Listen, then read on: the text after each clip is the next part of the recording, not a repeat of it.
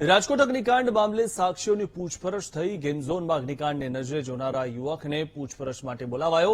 યુવકને પરિવાર સાથે પૂછપરછ માટે ક્રાઇમ બ્રાન્ચ ઓફિસ ખાતે બોલાવાયો હતો. ઘટનાને નજરે જોનાર દક્ષ અને તેના પરિવારની પૂછપરછ કરવામાં આવી. જેને નજરે ઘટના જોઈ હતી, જે યુવકે બચાવ્યા હતા, તેમની અત્યારે ક્રાઇમ બ્રાન્ચ ખાતે પૂછપરછ માટે લેવામાં આવ્યા છે. આ દ્રશ્યો છે કે નજરે જોનારને પણ અત્યારે ક્રાઇમ બ્રાન્ચ ખાતે પૂછપરછ માટે લેવાયા છે. આ જે અગ્નિકાંડની તપાસ છે તે તેજ બની છે. સીટની ટીમે અત્યારે જે નજરે જોનાર યુવક અને આ સમગ્ર ઘટના કેવી રીતે બની તેને પૂછપરછ માટે બોલાવવામાં આવ્યા છે. આ સીધા દ્રશ્યો છે રાજકોટ ક્રાઇમ બ્રાન્ચ ખાતેના કે અત્યારે નજરે જોનાર જે બાળક હતો તેમના પિતા સાથે તેમનો અત્યારે પરિવાર સાથે તેમનોને અત્યારે તપાસ માટે બોલાવ્યા છે અને ક્રાઇમ બ્રાન્ચ ખાતે અત્યારે તપાસ છે તે તેજ કરી છે. કેમેરામેન ધવલ ગોંડલિયા સાથે Sunny Mayad, VTV news, Rajkot. Rajkot TRP game zone અગ્નિકાંડમાં તપાસનો ધમધમાટ ચાલી રહ્યો છે. ગેમ ઝોનમાં એસી ફિટ કરનારને પૂછપરછ માટે બોલાવાયા.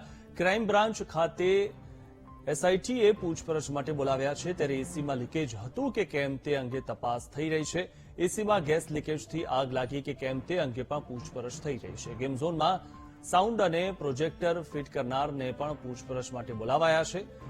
સાઉન્ડ પ્રોજેક્ટરના કેબલ કેવી રીતે ફિટ કર્યા તેને લઈને પણ પૂછપરછ થઈ રહી છે. વધુ 2 વ્યક્તિને પૂછપરછ માટે બોલાવાયા છે. રાજકોટમાં જે ટીઆરપી ગેમ ઝોનમાં આગ લાગી ત્યારે એસી રિપેરિંગ કરનાર જે વ્યક્તિઓ હતા તેમને પૂછપરછ માટે બોલાવવામાં આવ્યા. શું તમને અત્યારે બોલાવવામાં આવ્યા? એમને તમને શેના માટે અહીંયા બોલાવવામાં આવ્યા?